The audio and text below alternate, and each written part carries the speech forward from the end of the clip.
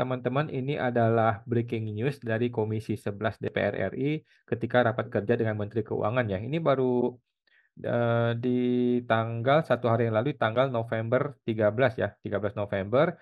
Jadi buat teman-teman yang belum tahu ya, Komisi 11 DPR adalah komisi yang membawahi bidang Kementerian Keuangan ya. Jadi Menteri Keuangan selalu berdiskusi dan rapat kerja dengan Komisi 11 ya. Kita masih ingat kemarin beberapa saat yang lalu Sri Mulyani nangis-nangis di ruangan ini, nangis-nangis karena dia berpisah dengan Komisi 11 ya, di mana itu semua ternyata omong kosong, di mana dia kembali menjadi Menteri Keuangan.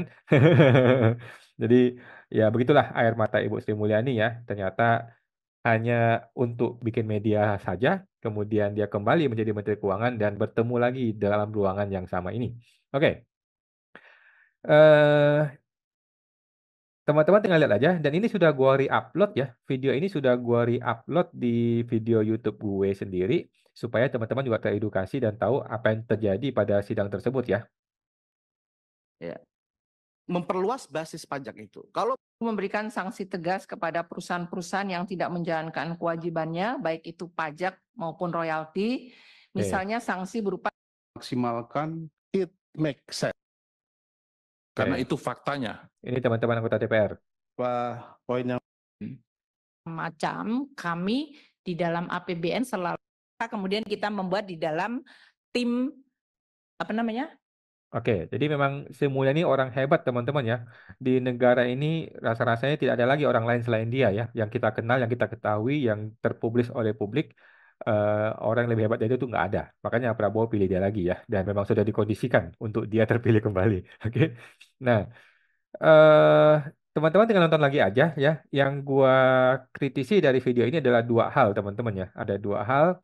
Yang pertama adalah bagaimana kita melihat dengan terang benderang ya, di mana ketika semua orang lagi ribut mengenai Pak Ude Pramono Boyolali yang masalah susu yang ribuan orang terdampak, kemudian ada ombudsman, ada menteri UMKM, ada dinas peternakan ya. Semua orang berbicara dan semua orang menaruh perhatian ya. Cuma ada dua orang yang tidak kasih perhatian terhadap kasus ini. Yang pertama Sri Mulyani, yang kedua Prabowo Subianto. Oke, dua orang ini tidak berbicara apapun mengenai kasus Pramono Boyolali yang sedang viral, yang sedang dibahas di mana-mana.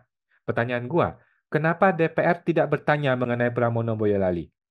Oke, patut diduga teman-teman ya, jangan-jangan ada persengkokolan di balik layar sebelum ada persidangan, sebelum ada raker dimulai. Tolong dong kita jangan bahas ya mengenai Pramono Boyolali. Jangan-jangan ada persengkokolan seperti itu, jangan-jangan ada kong kali kong seperti itu, jangan-jangan sudah dikondisikan supaya Pramono Boyolali ini jangan sampai masuk ke DPR. Bagaimana ceritanya teman-teman ya? Ombudsman sudah bicara, menteri-menteri sudah pada bicara, kemudian masyarakat sudah rame, gua juga sudah rame, Kompas TV masuk, Metro TV masuk, TV One masuk, iNews masuk, semua media mainstream sudah masuk. Yang tidak bahas cuma satu lembaga, yaitu DPR, Dewan Perwakilan Rakyat, teman-teman. Bagaimana ceritanya ketika rapat langsung dengan Menteri Keuangan di depan muka dia tidak bertanya mengenai Pramono Boyolali. Patut diduga, teman-teman ya, ada persengkokolan antara DPR dengan Kementerian Keuangan supaya Pramono Boyolali jangan sampai ribut di ruangan DPR. Kalau sampai ribut bisa digiling tuh Sri Mulyani sama teman-teman anggota DPR ya. Itu hanya dugaan teman-teman ya, mudah-mudahan tidak seperti itu.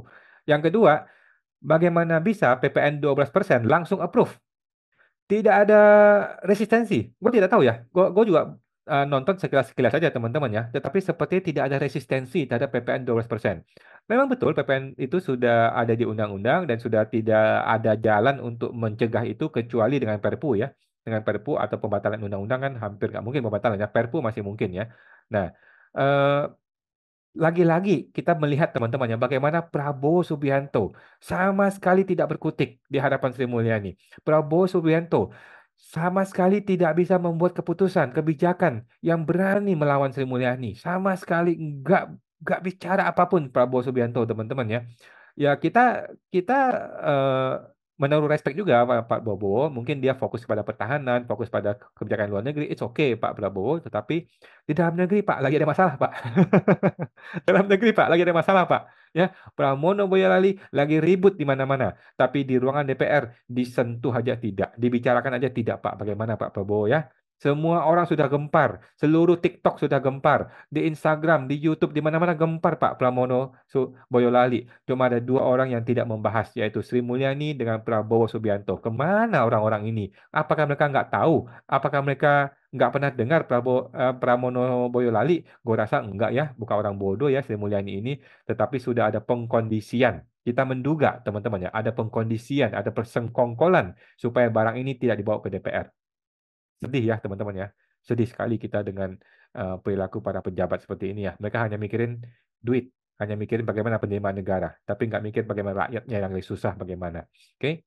Dan PPN 12% langsung approve, tidak ada resistensi dari wakil rakyat. Padahal di publik itu sudah rame, di publik sudah semua orang tuh marah-marah dengan PPN. Gue sendiri termasuk orang yang tidak menaruh banyak perhatian dengan PPN 12% ya, karena gue berpikir ya naik 1% nggak ada masalah bagi gua gitu ya. Lagi pula memang banyak orang bilang nggak cuma naik 1% loh, bisa naik 10% dan sebagainya, is okay. Tapi gua termasuk orang yang tidak terlalu pusing mengenai ini, bukan karena gua orang kaya, tetapi gua melihat memang itu perlu gitu ya. Namun maksud gua yang gua kritisi adalah di level DPR seharusnya ini dikritisi dong. Harusnya apa yang masyarakat lagi resah itu sampaikan dong kepada Menteri Keuangan. Tetapi seperti sudah dikondisikan, sudah diatur sedemikian rupa supaya ini berjalan dengan mulus, tidak dibahas sama sekali mengenai Pramono Boyolali, dan PPN 12% langsung approve. Seperti itu teman-teman ya. Itu hanya dugaan gua dan mudah-mudahan benar ya. Kalau salah tolong dikoreksi teman-teman ya. Itu aja. Semoga terbantu. Sampai jumpa.